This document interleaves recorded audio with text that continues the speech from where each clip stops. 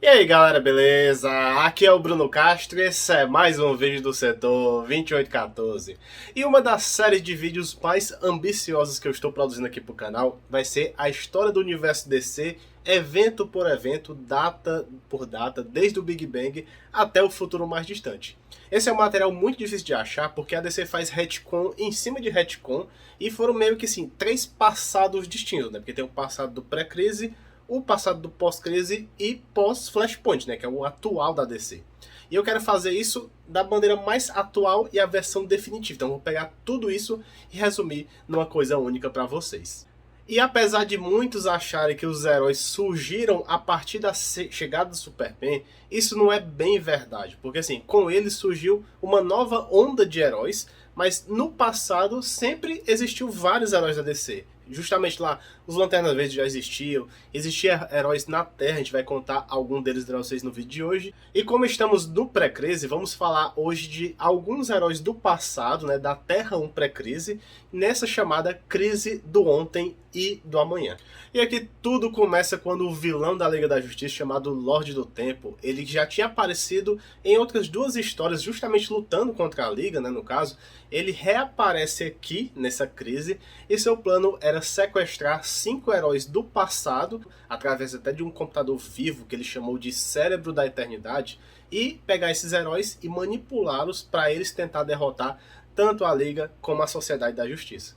Só para contextualizar, o Lorde do Tempo ele vive em uma fortaleza flutuante em outra dimensão e no ano 3786. Eu acredito que esses heróis que foram sequestrados pelo vilão, eles são desconhecidos da maioria de vocês, né? Mas eu vou aqui até comentar um pouco, assim, brevemente, a história de cada um para vocês terem uma noção deles.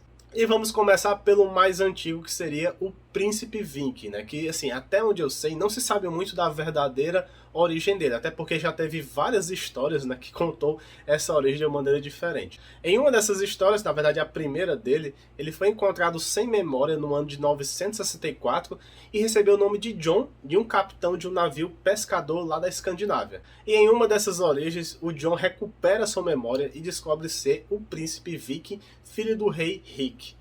E se você gosta dessas histórias, toda a parte nórdica, a parte de Valhalla, toda essa situação aí, fica a sugestão para esse personagem.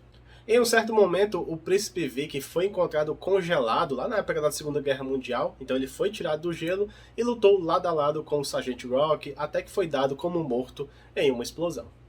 O segundo mais antigo é o Pirata Negro, né, que lutava contra a tirania da Espanha lá no século XVI. Ele era meio que um mercenário que trabalhava para o rei da Inglaterra naquela época. Seu verdadeiro nome é John Valor e ele pertencia a um grupo também chamado Combatente da Liberdade, mas não confundir com os combatentes lá da Terra X.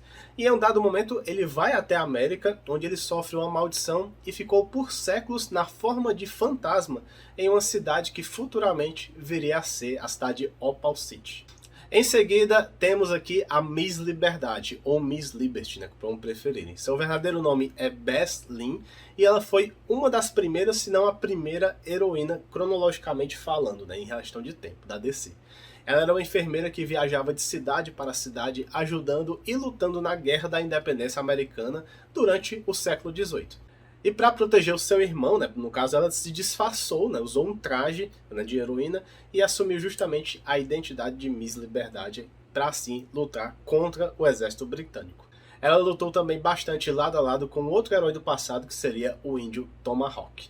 E para quem não sabe, a Liberty Bell, lá que até participava do Comando Invencível lá durante a Segunda Guerra, é descendente da Miss Liberdade.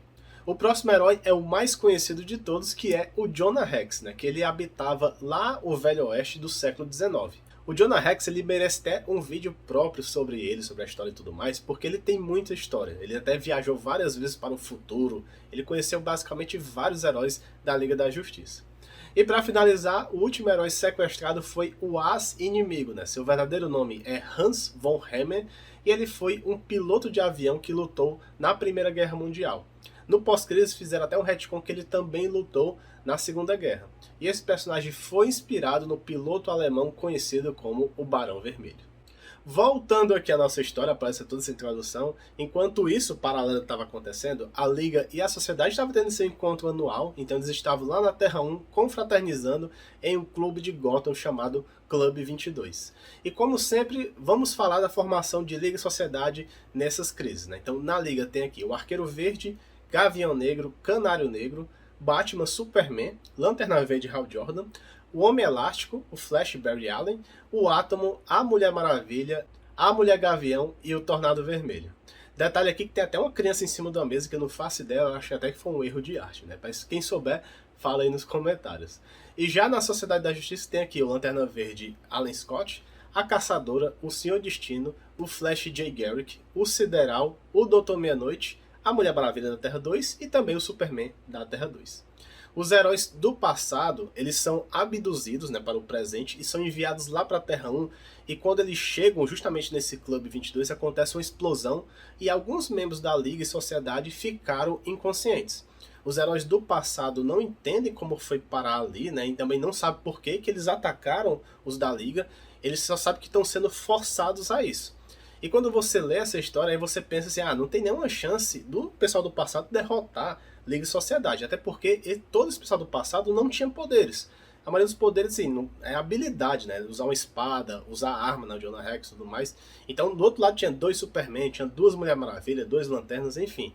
Mas o Lorde do Tempo deu alguns poderes mágicos para ele, né? Quando ele usava ou a espada ou a arma, então tinha um poder mágico que aí eles ficariam em vantagem.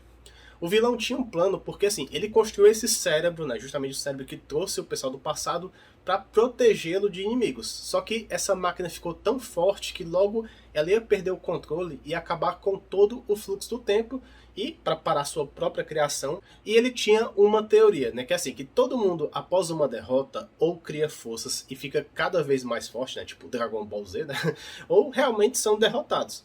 E o Lorde do Tempo queria justamente usar essas pessoas do passado para forçar a Liga e Sociedade a ficar mais forte dessa forma e destruir justamente o cérebro da eternidade. Então, vários foram derrotados e ficaram em coma a partir dessa luta e só sobraram da Terra 1 Superman, Flash, Gavião Negro e Homem Elástico, e da Terra 2 só sobrou a Mulher Maravilha, o Doutor Meia-Noite, a Caçadora e o Sideral. O Superman da Terra 1 até fala que conhece 2 desses 5 heróis, né, com base nos seus estudos lá do passado, da linha do tempo e tudo mais, que é a Miss Liberdade e também o As-Inimigo. O Flash fala que conhece o Jonah Rex e o Homem Elástico reconheceu o Pirata Negro, e ninguém deles reconheceu o Príncipe Vic, que é justamente um personagem bem desconhecido muito lá do passado, né?